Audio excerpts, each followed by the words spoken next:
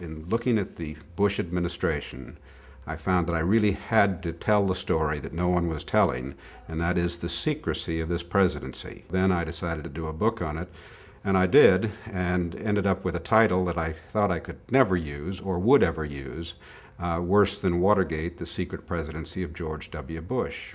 Stand up and raise your right hand. The meeting with the president that afternoon with Haldeman, Ehrlichman, and myself was a tremendous disappointment to me because it was quite clear that the cover-up, as far as the White House was concerned, was going to continue. I'm John Dean, former Nixon White House counsel. Back in 1970 to 73, 1,000 days I served in the White House.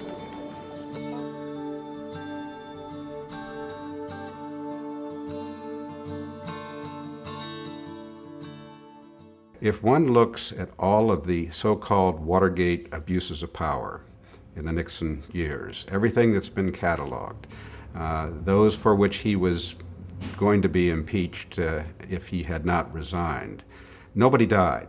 Today, people are dying as a result of abuses of power, and tomorrow, given some of the policies, it may get worse. When I looked at the way we went to war in Iraq, I was really quite stunned.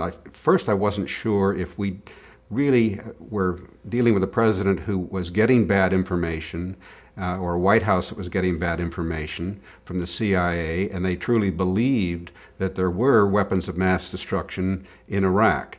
So I began looking at the Bush speeches. Then I looked at one where I literally deconstructed virtually every line of his case to go to war, which he gave in his January 2003 State of the Union message.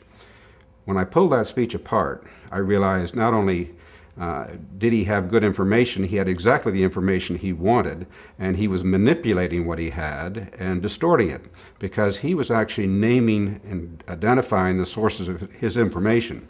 And as soon as you went to the source, you found it wasn't what he said it was. And he built his entire case knowing exactly what he was doing and apparently deciding to play the American people for fools, that nobody would ever check and look at the information.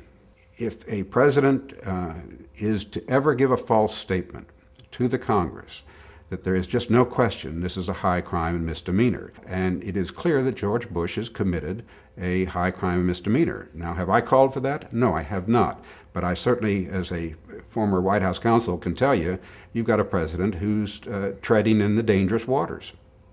The Nixon presidency did not begin as a secret presidency. It became secretive. It started, the defining moment for this presidency was when the so-called Pentagon Papers were leaked. This was to Richard Nixon what 9/11 was to George Bush. The use of 9/11 as a punctuation point, as a defining moment for this presidency, is true and untrue. What they have done is they've taken a very tragic event and used it for their maximum political advantage. What they've done with 9/11 is they've taken it and used it and done everything in their power to keep the terror in terrorism. Cheney opened the door for some real Washington pros who call themselves neoconservatives. And they've had an agenda they've had in the works long before George Bush arrived. They just, as they wrote in their reports, needed a trigger event like Pearl Harbor. They got it with 9/11, and they have imposed their policies as a result, and not for the better of the nation or the world. Why the public doesn't react, it beats me. I guess the best example of how secrecy can affect them, and they don't even realize it, is just a very simple example. It's one of the first acts that Bush does once he becomes president, at Cheney's request, obviously. He makes Cheney the chairman of a energy task force that will decide the nation's energy policy. This is an industry that has given about $100 million in contributions. It is as close to legalized bribery as you can ever get. How does it affect you?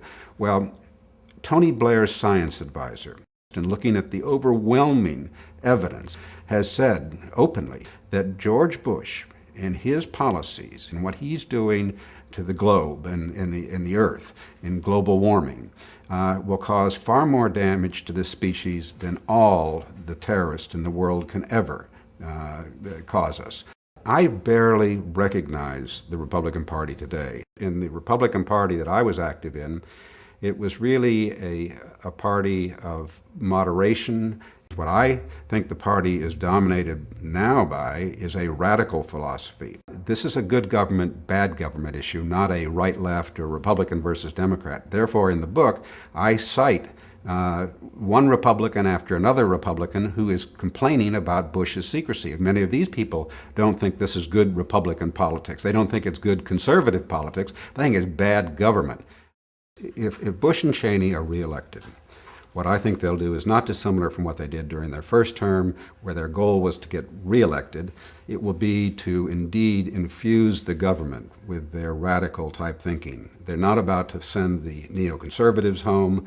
They're not about to change their radical environmental policies. And it'll really be a very difficult time for the country.